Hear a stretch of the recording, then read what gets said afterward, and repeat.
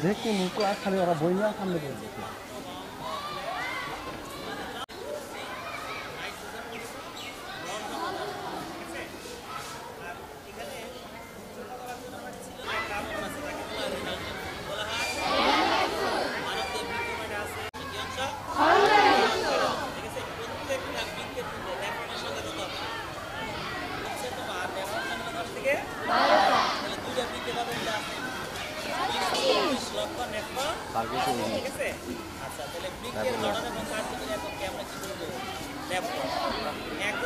সাধারণ নরমালি সারাদিনে কত মিলিলিটার জন্য দুটো এক করে 1500 মিলিলিটার দুটো এক করে, ঠিক আছে? তো যাই হোক, ইলেকট্রিকের মাধ্যমে মূলত আমাদের দেহের যে অতিরিক্ত বা এইভাবে দীর্ঘদিন আমরা দিতে পারি। আমরা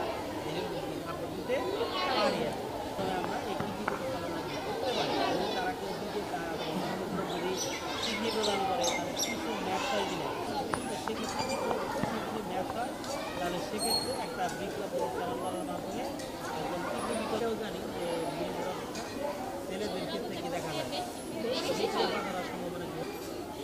আর যাই হোক, কথা হলো যে কিডনি রোগের কিছু লক্ষণ হবে, হাত পা কমে যাবে,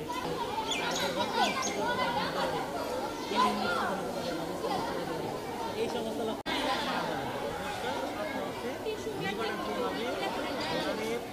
করতে হবে, স্বাভাবিক জীবনযাপন করতে পারে, ঠিক আছে? আচ্ছা, তো আমরা সময় করে আসবো, ঠিক আছে?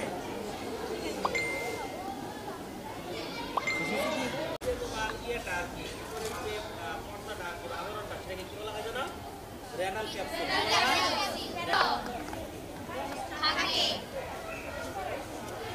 প্রত্যেকটা কিডনির গঠন এবং কার্যকরী একক কিডনির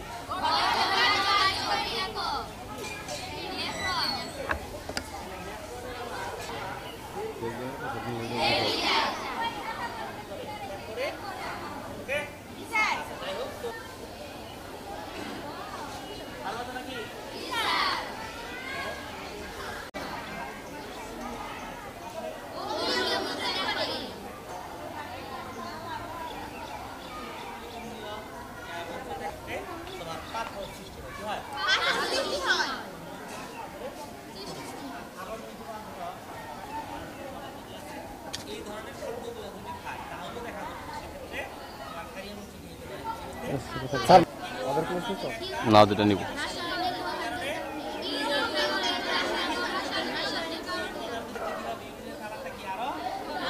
ওই রুমে থেকে পেন শটটা নেই।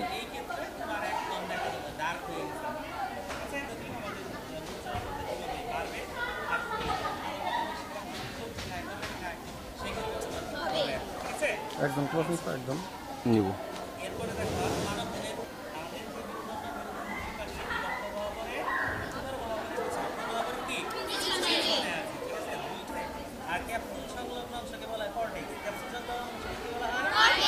ক্লোজে গেছেন তাহলে সিস্টেম তো অনেক পরিস্থিতি।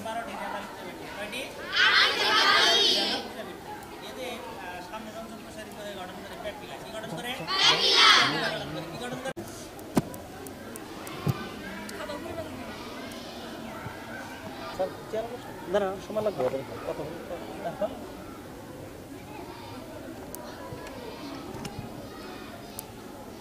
আসো আসো।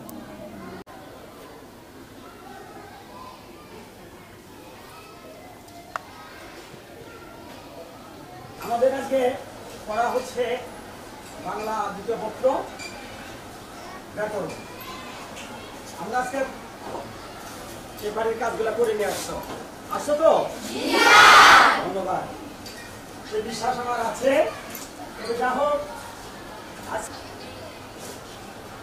সমাস নাম শুনেছো কখনো? কথায় আছে, যা শিখতে লাগে পদ নিয়ে যে অর্থ দিলে এক পদে পরিণত হওয়ার নামকেই সমাস বলে। আরো যদি একটু বাড়িয়ে যাই, আর একটু বাড়িয়ে যদি বলি, তাহলে আমরা বলবো পরস্পর অর্থ সম্মতি বিশিষ্ট দুই বা ততোধিক পদ মিলে, দুটি পদ মিলে এক পদে পরিণত হওয়ার নামকেই, শব্দগুলো থাকবে, পদগুলো থাকবে, সেগুলোর জন্য অর্থ প্রকাশ করে। যেমন আমরা একটি শব্দ, এই আমরা শব্দকে যদি আমরা একটু ভাঙাই, এখানে আমরা তিনটি পদ পাবো। একটি হচ্ছে আমি, আর একটি হচ্ছে তুমি। আমি দিয়েছি আমি, ও, তুমি, ও, সে। এক পদে পরিণত হয়েছে। সমাসের সংজ্ঞা এবং উদাহরণ আমরা সমাসের বললাম।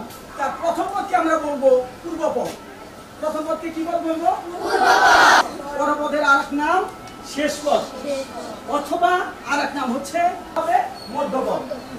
মাঝখানে কিন্তু একটা পদ থাকতে পারে, আবার কখনো নাও থাকতে পারে। যদি দুই পদে হয়, যেমন মা ও, প্রথম কি হবে? পূর্বপদ, শেষে কি হবে? পরপদ বা আলি। দেখো কয়টা পদ হইল? চারটা। কি কি হইল? বলো। তাই এই চারটা পদ মিলে কি হইল? এক পদ। কি বলা হবে?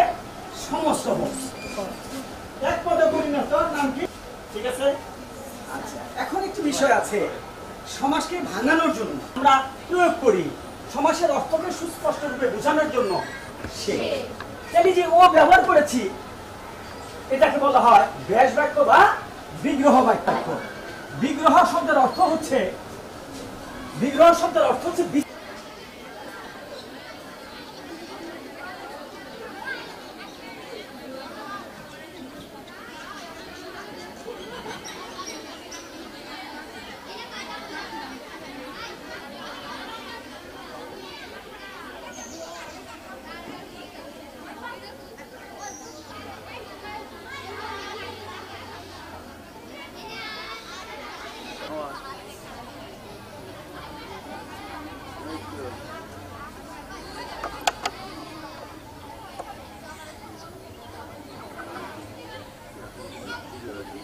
জিপ লাগাই করস কে